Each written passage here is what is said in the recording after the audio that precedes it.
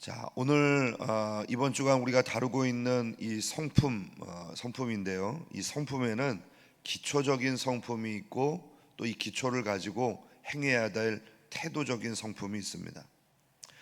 자, 예를 들어서 신뢰, 인내, 책임감, 용기, 절제 등 이런 성품들은 기본적인 성품에 관한 이야기죠. 자, 그런가 하면 이 기초 성품을 기반으로 해서 우리가 삶의 자세로 가지고 가야 할 이 태도 성품이 있습니다. 자, 오늘 우리가 살펴보기를 원하는 바로 성품이 이 태도 성품 중에 하나인 경청이라고 하는 덕목입니다. 자, 경청이 뭔가요? 한자 그대로 풀이하자면 귀를 기울여 듣는 태도를 말합니다.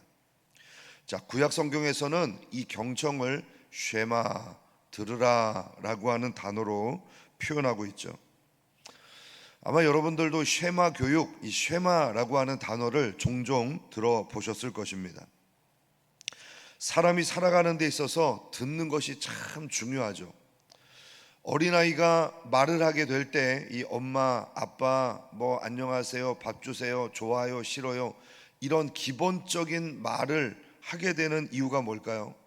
잘 들었기 때문입니다. 태어나자마자 말하는 아이들이 없어요. 말을 하려면 잘 들어야 합니다. 많이 들어야 잘 말할 수 있고요. 좋은 말, 아름다운 말을 할 수 있는 것입니다. 이창호 스피치 리더십 연구소의 대표인 이 이창호 박사가 이 말에 관해서 이런 이야기를 했습니다. 말을 잘하기 위해 우선 잘 듣는 것이 동서고금의 변함없는 스피치 제1법칙이다. 자, 말을 잘하기 위해서는 잘 들어야 한다는 얘기죠. 그래서 이 스피치 제1의 법칙은 말 잘하기 위해서 어떤 것을 하는 것이 아니라 잘 듣는 것부터 시작해야 한다는 것입니다. 사실 우리 주변에 혹은 매스컴에서 이 달병가라고 일컬어지는 사람들이 있습니다. 말 잘하는 사람이죠. 자, 그런데 그들은 평소에 잘 들었던 사람입니다. 듣는 것을 자기에게 맞춰서 정리해서 멋진 말들을 구술해 나가는 사람들이죠.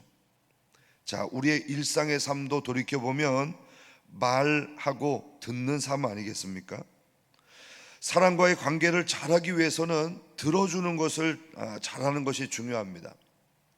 자, 여러분이 말을 하는데 상대방이 내 말을 잘 들어주고 있다. 눈도 맞추고 순간순간마다 고개도 끄덕여주고 저런 그 말이 맞죠? 아유 좋은데요? 이렇게 맞장구를 쳐주면서 들어준다고 생각을 하면 어떤 마음이 생깁니까? 이 사람이 나를 신뢰하는구나. 나를 좋아하고 있구나. 내가 뭔가 고민이 있어도 내 이야기를 잘 들어줄 것 같다. 이런 생각이 들지 않겠습니까? 자, 그런데 잘 들어주지 않으면 어떤 생각이 듭니까? 내가 말하는데 쳐다보지도 않고 다른 행동을 하고 있습니다. 마음이 상하죠. 이 사람이 나를 무시하나? 이런 생각도 듭니다. 그리고 그런 사람과는 다시는 이야기를 나누거나 관계를 맺으려고 하지 않을 것입니다. 자, 이러한 이유에서 우리는 잘 듣는 자세가 사실은 관계를 형성하는데 너무나도 중요하다는 것을 알 수 있죠. 여러분, 가만히 주위에서 일어나는 문제들을 생각해 보십시오. 많은 경우에 경청을 잘못했기 때문에 생기는 문제들이 많습니다. 경청하지 않으면 소통에 오류가 일어나고요. 그런 일을 통해서 오해와 불신, 또 의심, 이런 문제들이 생기게 되는 것입니다. 경청은 상대방을 존경하고 높이는 마음에서 나옵니다. 이것은 모든 사람에게 필요한 자세죠. 가정에서 부모와 자식이, 학교에서 교사와 학생이, 직장에서 상사와 부하들이 서로 이와 같은 경청의 자세를 가질 때 그 공동체가 건강하게 세워져 나가는 것입니다. 교회에서도 목사와 성도들이 함께 경청하는 자세가 필요합니다. 또 이것은 신앙생활에서 하나님의 자녀된 우리들이 말씀에 대해서, 주님의 음성에 대해서 가져야 될 너무나도 중요한 태도입니다. 자, 오늘 본문 이 신명기의 말씀은요, 이스라엘 백성들이 광야 40년의 세월을 마치고 가나안 땅에 들어가기 전에 이 모압 평지라고 하는 이 모압 땅에서 가나안 땅을 바라보면서 이 모세를 통해서 들었던 하나님의 말씀입니다. 일종의 모세의 고별 설교집이라고 할 수 있죠. 자, 그래서 이 신명기의 신자는요, 신라면 신, 매울 신자가 아니라 거듭신, 그러니까 거듭하여 주신 하나님의 명령이라고 하는 의미입니다. 자, 그러면 모세는 왜 이스라엘 백성들에게 거듭하여 하나님의 말씀을 전해야 했을까요? 자, 그것은 오늘 이 모세가 설교했던 그 대상자들이 가나안 땅의 이 2세대, 광야에서 태어난 2세대들, 그들이었기 때문입니다. 출애굽에서 이 시내산 가운데 하나님의 말씀을 들었던 광야 1세대들은 다 죽었죠. 자, 그러므로 모세는 가나안 땅에 들어가기를 앞두고 있는 이 광야 2세대들에게 유언과도 같은 설교를 하고 있는 것입니다. 자, 그러면 이스라엘 백성들은 모세의 설교에 대해서 어떤 자세를 가져야 될까? 지금 유언적인 설교를 하고 있잖아요. 오늘 본문에는 그 두 가지 자세를 우리에게 강조하여 말씀하고 있습니다. 3절을 볼까요? 이스라엘아, 듣고 삼가 그것을 행하라. 그리하면 내가 복을 받고 내 조상들의 하나님 여호와께서 내게 허락하신 것 같이 젖과 꿀이 흐르는 땅에서 내가 크게 번성하리라. 자, 하나님의 말씀에 대해서 우리 성도들이 가져야 될 기본적인 중요한 자세, 그 첫 번째는 뭐죠? 잘 듣는 것입니다. 자, 오늘 본문 3절과 4절을 보면요, 첫머리에 이스라엘아 들으라, 이런 말씀이 반복해서 나오죠. 자, 그런데 우리말 성경에서는 이스라엘이 먼저 등장하지만 원문상에는 쉐마 이스라엘, 들으라 이스라엘, 이렇게 말씀합니다. 물론 이 구조가 히브리어가 이 동사가 주어거든요. 우리는 주로 명사가 주어잖아요. 내가, 뭐 또 이스라엘아, 이런 명사들이 주어지만 이 히브리어는 동사가 중요합니다. 자, 그런 구조기 때문에 이 들으라라고 하는 말이 강조되고 있는 것인데 여기에는 중요한 의미가 있죠. 들어라, 듣는 것이 중요하다, 이렇게 우리에게 가르쳐 줍니다. 말씀을 잘 들어야 하는 것입니다. 과거 그들의 조상들이 광야에서 멸망했던 이유가 뭐죠? 불신앙 때문이었습니다. 왜 불신앙이 일어났을까요? 그것은 하나님의 말씀을 경청하는 태도를 올바로 갖지 못했기 때문입니다. 로마서 10장 17절에 보면 그러므로 믿음은 들음에서 나며 들음은 그리스도의 말씀으로 말미암았다고 가르치고 있죠. 그렇습니다. 하나님의 말씀을 잘 듣는 것이 믿음의 태도, 믿음의 본질을 결정합니다. 그러므로 우리는 하나님의 말씀을 경청하는 태도를 가져야 합니다. 이것이 하나님의 말씀이라는 태도, 이 말씀이 진리라는 태도, 이 말씀의 약속은 반드시 이루어진다라고 하는 태도, 이런 경청의 태도가 신앙의 방향을 결정하는 것입니다. 또 다음으로 강조되고 있는 것이 무엇입니까? 삼가 그것을 행하라 라고 하는 말씀입니다. 여기서 이 삼가라고 하는 말은 지킨다 라고 하는 의미가 있죠. 자, 그렇기 때문에 이 말의 의미는 말씀을 지켜 행하라, 이렇게 강조하고 있습니다. 자, 여기에 바로 경청에 대한 중요한 이유가 등장하죠. 왜 들어야 합니까? 왜 하나님의 말씀을 주의 깊게 경청해야 합니까? 그저 좋은 가르침 받기 위함입니까? 아니면 복 받으라는 말씀이 좋기 때문에 하나님의 말씀을 들어야 할까요? 오늘 모세는 우리가 경청해야 될 중요한 이유가 그 말씀을 지켜 행하기 위함이다, 이렇게 가르칩니다. 자, 그래서 우리는 말씀과 상관이 있는 사람이 되고 말씀과 관계를 맺을 수 있고 비로소 그 말씀에 기록된 복을 누리게 되는 것이죠. 그러므로 뒤에 등장하고 있는 그리하면 내가 복을 받고 내 조상들의 하나님 여호와께서 허락하신 것 같이 젖과 꿀이 흐르는 땅에서 내가 크게 번성하리라. 자, 이 말씀보다 이스라엘아 삼가 듣고 이것을 행하라 라고 하는 이 말이 훨씬 더 중요한 것이죠. 우리가 복을 받기 위해 하나님의 말씀을 듣는 것이 아니라 이 말씀을 잘 지켜 나가다 보니까 이런 복들이 우리에게 주어진다는 이야기입니다. 자, 그러면 이스라엘 백성들이 들어야 할 하나님의 말씀, 그 내용은 뭡니까? 4절과 5절은 이렇게 기록합니다. 이스라엘아 들으라. 우리 하나님 여호와는 오직 유일하신 여호와시니 너는 마음을 다하고 뜻을 다하고 힘을 다하여 내 하나님 여호와를 사랑하라. 가나안 땅에 들어가면 그들이 맞닥뜨리게 되는 이방 민족은 다른 신을 섬기는 자들입니다. 그 신들은 다 인간들이 만들어낸 신이죠. 유일하신 하나님은 오직 하나님밖에 없습니다. 이스라엘 백성들 속에 하나님만이 유일하신 하나님이다, 이런 신앙이 없다면 어떻게 될까요? 분명히 가나안에 들어가서 타협하게 됩니다. 당신들의 신도 신이고 우리가 믿는 하나님도 신이니까 이 종교 간에 갈등 일으키지 말고 사이좋게 지내자.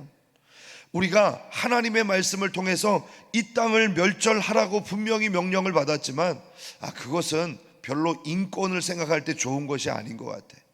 그것은 별로 세계 평화를 유지하는 데 좋은 방법이 아닌 것 같아. 그저 사이좋게 지내자, 이렇게 생각하지 않겠습니까? 만일 하나님이 유일하신 신이 아니라면 오늘 우리도 전도할 필요가 없죠. 그들이 나름대로 믿고 있는 신을 통해서 구원받으면 되지 않습니까? 다른 종교를 가진 사람과 부딪힐 필요가 없습니다. 그렇게 유난히 우리만 구원을 받았다고 이야기할 이유도 없죠. 서로 인정하고 협력하면 됩니다.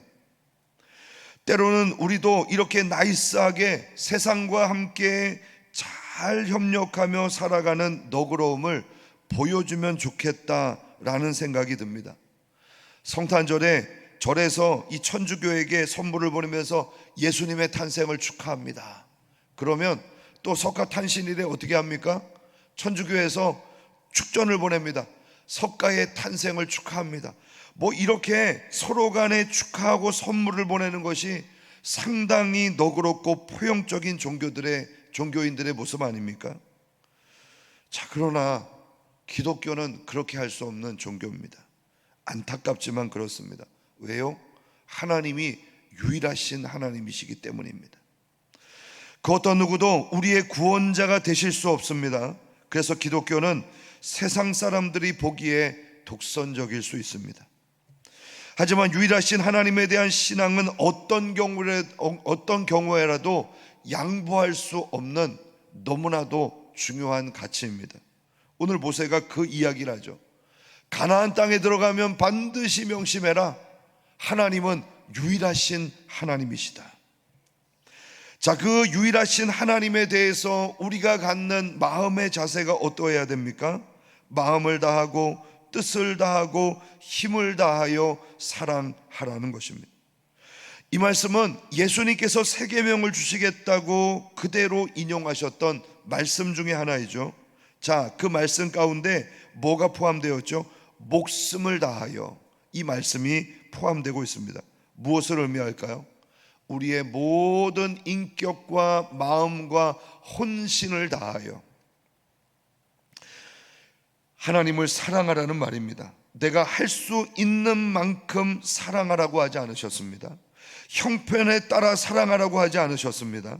마음과 뜻과 힘을 다하여, 심지어 목숨까지 다하여 사랑하라는 것입니다. 우리는 하나님을 사랑하는 이 일을 대충 해서는 안 됩니다. 전심으로 전인격으로 사랑해야 한다는 것이죠. 자, 모세는 이와 같은 말씀을 그들에게 가르치면서 이제 듣고 지켜 행하는 이를 위하여 어떻게 구체적인 적용을 할 것인가를 제시합니다. 7절에서 9절입니다. 내 자녀에게 부지런히 가르치며 집에 앉았을 때에든지 길에 갈 때에든지 누웠을 때에든지 일어날 때에든지 이 말씀을 강론할 것이며 너는 또 그것을 내 손목에 메어 기호를 삼으며 내 미간에 붙여 표로 삼고 또 내 집 문설주와 바깥문에 기록할지니라. 자, 말씀을 손목과 미간에 항상 붙여 다녀야 합니다. 그리고 집 문설주와 바깥문에 기록해 두어야 합니다. 이스라엘 백성들은 손목에 메고 미간에 붙이고 문설주에 부착해 놓은 이 말씀을 메주자라고 하는 것으로 불렀습니다. 자, 그런데 이 기호로 삼고 표로 삼고 기록하는 이 행동들은 단순히 외부적인 적용들에 대한 지침만은 아닙니다. 손목에 메고 미간에 붙이고 문설주에 기록하는 행위들은 바로 이 하나님의 가르침을 제2의 본성으로 만들고자 하는 그들의 혼신의 노력입니다. 자, 지난 주일에 여러분들에게 변화와 도전 카드 나눠드렸죠. 그래서 내가 변하고 싶은 하나님이 부어주시는 마음, 그것을 기록해보고, 그것이 뭐 성품일 수도 있고 아니면 우리의 습관, 행동들일 수도 있고요. 또 올해 우리가 도전하고 싶은 어떤 비전이나 사역들, 헌신하고 싶은 분야들을 한번 기록해서 구체적인 적용과 목표를 정해보자, 그렇게 말씀드렸습니다. 왜 이렇게 할까요? 이것이 바로 기호로 삼고 표로 삼고 기록하는 것입니다. 바로 이런 기록들을 통해서 우리가 하나님 앞에 드리고자 하는 삶의 목적들을 세워나가는 것이죠. 그저 해보자 마음만 먹고 구호로 삼고 다 일상으로 돌아가서 예전과 같이 살아가면 아무런 변화도 도전도 일어날 수 없는 것입니다. 이것을 구체적으로 적용하고 목표로 삼는 도전 행위까지 나아가야 하는 것입니다. 자, 그리고 모세는 경청의 마지막 단계는 그 말씀을 가정에서나 길에서나 누웠을 때에든지 일어날 때에든지, 즉 어느 때나 어떤 장소에서나 가르치고 전해야 된다고 말합니다. 이것이 경청의 완성입니다. 아직까지 카드를 작성하지 못하신 분들은 오늘 이 새벽에 기도하면서 하나님이 부어주시는 마음을 경청해 보십시오. 그리고 그 마음을 가지고 어떻게 실천할 것인가를 구체적인 적용과 함께 목표를 정해 보시기를 바랍니다. 그래야 변화도 도전도 시작이 됩니다. 새해에는 변화와 도전의 열매가 여러분의 삶에 가득하기를 주님의 이름으로 축복합니다. 그리고 내 변화와 이 도전을 우리 가족들에게, 또 내 주변에 있는 사람들에게 내가 올 한 해 하나님 앞에 이런 기도 제목을 올리고 나아갔더니 하나님께서 내 인생에 이런 열매를 주셨다고, 그래서 올 한 해를 마무리할 때 이 경청의 멋진 완성을 이루어가는 우리 모두가 될 수 있기를 주님의 이름으로 축복합니다.